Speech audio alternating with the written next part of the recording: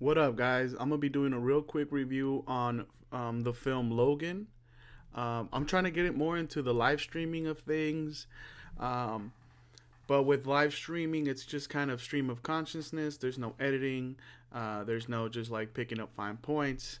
But yeah, so I'm gonna just try to do it as we go. So the film Logan was amazing. It was directed by James Mangold. It starts Hugh Jackman, which might be his last time. Kind of a shame. Patrick Stewart, Daphne Keaton, Daphne Keane. I'm sorry, Boyd Holbrook from Narcos, Stephen Merchant from The Office, Elizabeth Rodriguez, and basically just a bunch of secondary characters. But so the movie just revolves around these three main characters and a few villains. Very like it's a very like isolated movie. It's like very small compared to the other X-Men films where there's so many characters going on. So first of all, to retract, going back, I think this movie's not possible without Deadpool. Like Deadpool pretty much opened the door um, for these rated R movies. I mean Blade, but I mean recently, successful, and I think Logan's gonna have pretty much a huge weekend, making it possible for more rated R superhero movies to come out. Um, but I think this is a rated R movie that needed to be rated R because then the gravity of the movie and the story that they're trying to tell actually works. Uh, so, you know, there's times where you can do it and there's times where you can't. But I think this is it was a great use of violence and like of the story that we're trying to tell. First of all, there's gonna be spoilers. I just can't help myself if I'm talking about it freely. I'm probably gonna spoil something. So if you haven't watched it yet, you could stop the live stream now or watch it and then come back and watch this film review. So starting off, the movie starts off with a Deadpool cameo, which is not connected to the movie. It's basically like a little trailer in the beginning. And it's just like Deadpool walking by. He sees a guy getting mugged, so he runs to a phone booth to change. So it's like a little gag where you hear the guy screaming for help, and then Deadpool's trying to switch into his superhero costume, and finally when he's done, the guy's already been killed. And so that kind of sets the tone of the movie. Like this isn't gonna be, you know, like a happy movie or anything, or it's not gonna be like this colorful, like children friendly. And I love that the whole marketing's like, don't bring children, this movie's not for children, which if I was a kid it would only make me want to watch it more. So okay, so Deadpool starts the movie off, then it fades to black, and then the movie finally starts, and we find Wolverine or Logan pretty much being a limo driver, and you see him driving these people.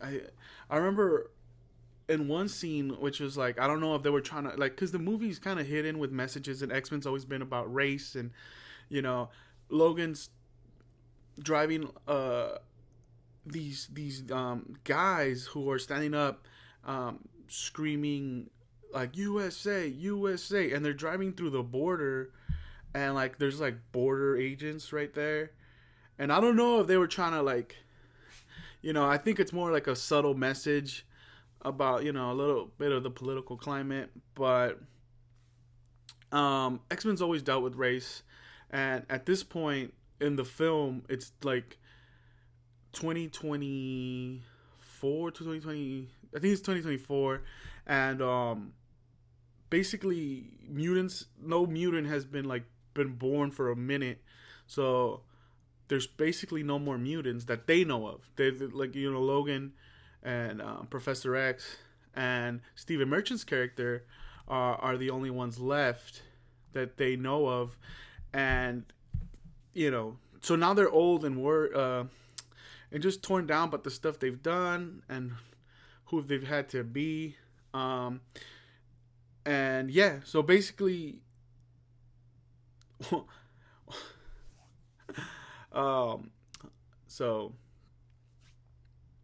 sorry, Jesus, I'm completely blanking out. Okay, so the movie just kind of deals with like really adult like themes.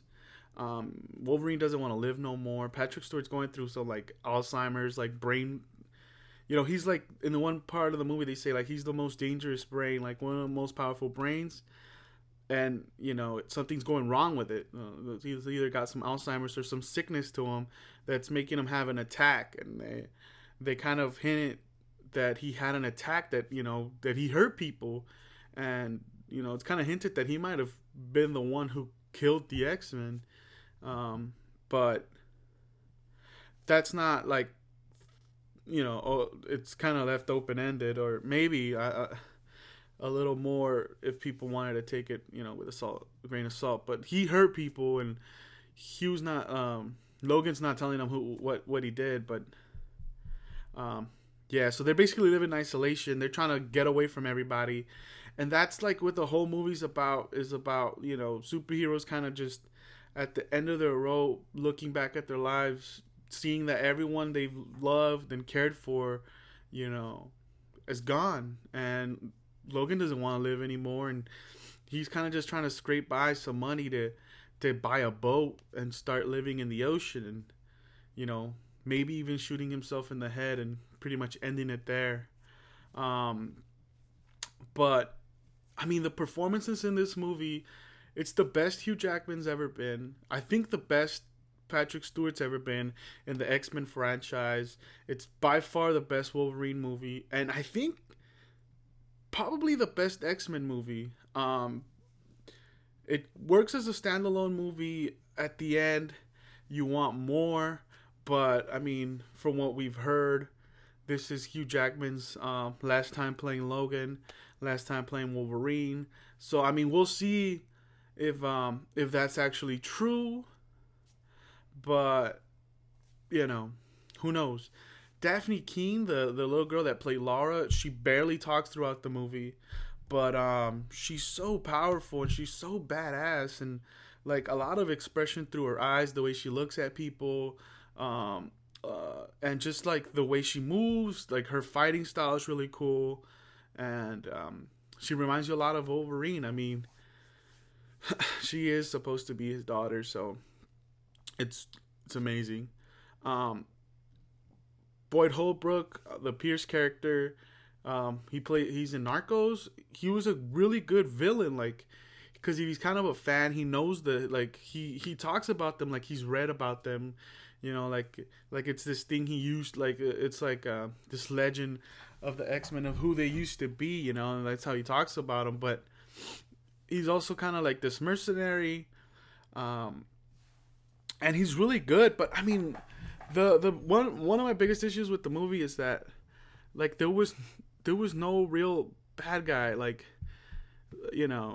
well, the bad guy, to spoil it, ends up being Wolverine X-24, like a younger Wolverine taking on the older Wolverine. And that kind of like you'd hope they'd go with like Omega Red, or some other type of villain, someone fabricated. But it works, I guess. I mean, the movie's more about like, it's just like a stripped down superhero movie, almost just like a western, it's a western road trip movie of trying to get this little girl to a safe space, where she can live with people of her kind, because we find out that there is more mutants that they've been fabricating, but there's a sanctuary out there for them. But basically Logan's gonna go on like Logan's last run. The movie's great. I don't know, they're saying that there's gonna be a black and white version. I'm kind of excited to see that, because like stylistically it's I think it's the best. Like when you go back and they start making like huge blockbuster superhero movies, and they start just like toning it down and making it more about character and story, drama, and what movies are supposed to be, instead of like just explosions and you know, big villains. I think this is gonna serve as a template for future smaller, you know, independent or just like comic book movies. I think they're gonna get, you know, you can't get bigger. Like, what's bigger than Infinity Wars? Like, I think, you know, you'd have to go smaller, better told stories, more drama, more adult themes. I think that's the way to go, and this, you know, this proves that you know that you can do it. Um, what else? I was just blown away because this is kind of like I just watched it last night. I fell asleep. Now I'm talking about it, and Stephen Merchant was hilarious in it. Um, like for the little gags he had, but if not, he looked really creepy and really weird. But he played his character really well. Um, the little girl, man, she's great, and Hugh Jackman and Patrick Stewart went off, you know, doing like the best, I think, performances that they had for these characters and how they played off each other, and you could really tell that they care about each other. And that was great. I mean, the scenery, everything, the cinematography, the movie was great. And if you have a chance to watch it, you know, you should really watch it.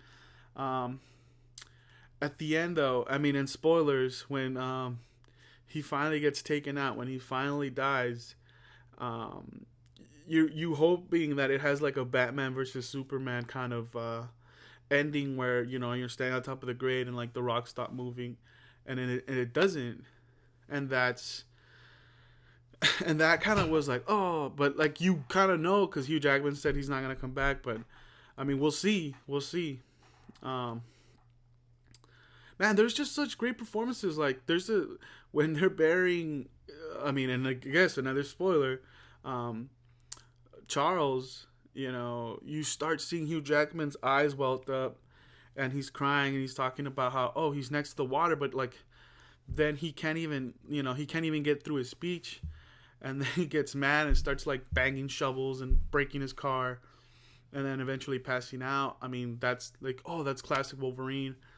Um, One last classic thing that like we haven't seen in the other movies, he injects himself with a serum that helps him go berserker and like really open up kind of whoop ass and just slash people, and you know, and that was so cool because it's like the first time we get to see, you know, I think from X2 when he goes on that rampage just killing people, this is the way we wanted to see it, and you know, to finally get to see him just chop heads off, you know, slice people in half, take hands off. That was really cool. So yeah, I mean, I don't know. I've kind of just rambled about it and kind of talked about what I liked and what I didn't like. Great movie, smaller story, more personal, more dramatic, but also kind of didn't like the choice of villain. But I mean, what are we gonna do? But hopefully, with Logan doing good, it will lead to more rated R, good told dramatic stories about comic books.